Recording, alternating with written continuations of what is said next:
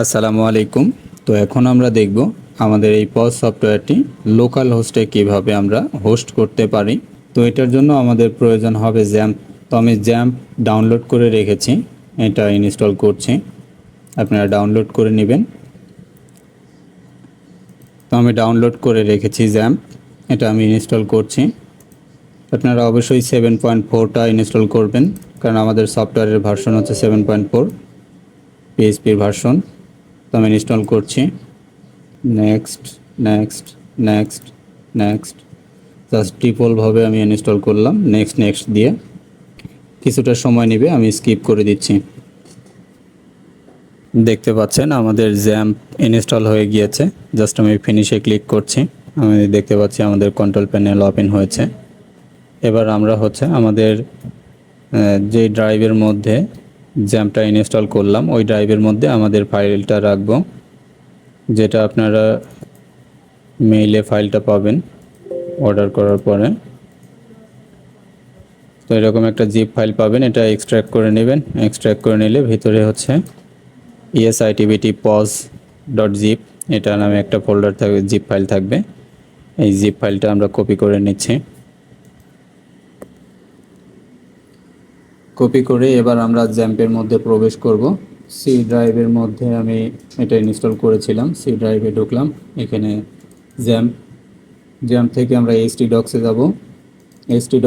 htdocs-এ গিয়ে আমরা ফোল্ডার তৈরি করব। আমরা কি নামে সফটওয়্যারটা এখানে হোস্ট করতে চাচ্ছি সেই নামটা দিয়ে একটা ফোল্ডার আমরা তৈরি করব। তো এটা আপনাদের দোকানের নাম দিয়ে আপনারা করবেন, আপনার যে নামে দিতে চাচ্ছেন সেই নামে আপনারা ক্রিয়েট করবেন। আমি জাস্ট পজ নামে একটা ফোল্ডার ক্রিয়েট করছি, পজ।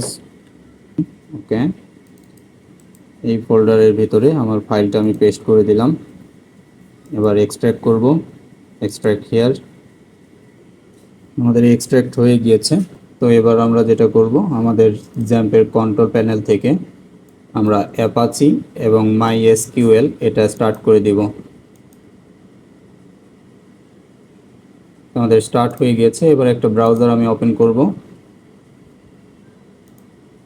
একটা ব্রাউজার ওপেন করে লিখব লোকাল হোস্ট,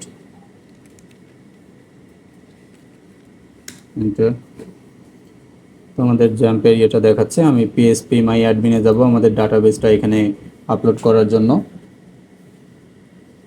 তো আমি phpMyAdmin-এ প্রবেশ করছি।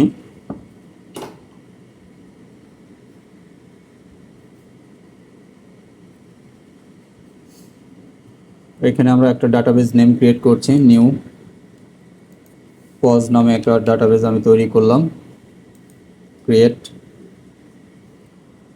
তো এবার আমাদের ডাটাবেসটা আমরা ইনপুট করব। এখানে ইম্পোর্ট, জাস্ট ইম্পোর্ট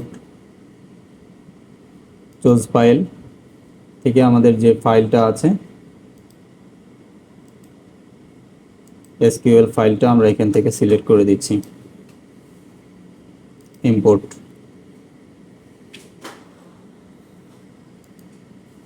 আমাদের ডাটাবেস ইম্পোর্ট হয়ে গেছে। তো এবার আমরা ডাটাবেসের সাথে আমাদের এটা কানেকশন দিব। কানেকশন দেওয়ার জন্য জাস্ট আবারও আমরা আমাদের জ্যাম্পের যে ফোল্ডারের মধ্যে আসলাম। তো আমরা যেখানে রেখেছি আমাদের সফটওয়্যারটা, জাস্ট অ্যাপ্লিকেশনের মধ্যে ঢুকবো। অ্যাপ্লিকেশন থেকে কনফিগ থেকে ডাটাবেস, এটা জাস্ট রাইট বাটন ক্লিক করে আমি ইয়েতে ওপেন করে, নোটপ্যাডে ওপেন করে নিচ্ছি। এইখানে দেখবেন ইউজার নেমটা আমরা রুট রাখবো, RWT রুট রাখছি। এটার কোনো পাসওয়ার্ড নাই। এবং ডাটাবেস নেম আমরা দিয়েছিলাম পজ, তো আমি পজ রাখছি, সেভ, ক্লোজ। তো এখন আমি ব্রাউজার ওপেন করছি, নতুন একটা ট্যাব নিলাম, লোকাল হোস্ট স্ল্যাশ আমরা যে নামে ফোল্ডারটা রেখেছিলাম, যে নামে আমরা ইনস্টল করতে চাচ্ছিলাম সেই নামটা দিয়ে এবার সার্চ করব, localhost slash pause, enter. দেখতে পাচ্ছেন আমাদের পজ সফটওয়্যারটা এটা লাইভ হয়ে গিয়েছে। জাস্ট আমরা এখান থেকে লগ ইন করতে পারি, admin gmail.com, password 123456, sign in. দেখতে পাচ্ছেন আমাদের ড্যাশবোর্ড ওপেন হয়ে গিয়েছে। তো এখান থেকে আপনারা আপনার ইউজার পাসওয়ার্ড চেঞ্জ করে নিতে পারবেন। এখান থেকে আপনার ভাষাটা চেঞ্জ করতে পারবেন, বাংলা ইংলিশ দুটা ভাষাতে ইউজ করতে পারবেন। আমি এখানে ইউজারে আসছি, ইউজার লিস্ট, এখানে দেখতে পাচ্ছেন আমাদের ইউজারটা। এখান থেকে চাইলে অ্যাকশন থেকে আপনারা এই ইউজারটা এডিট করে নিতে পারেন। এবং শপের যে অ্যাড্রেসগুলা বা লোগোগুলা, এগুলো হচ্ছে আপনারা শপ সেটিং থেকে চেঞ্জ করতে পারবেন।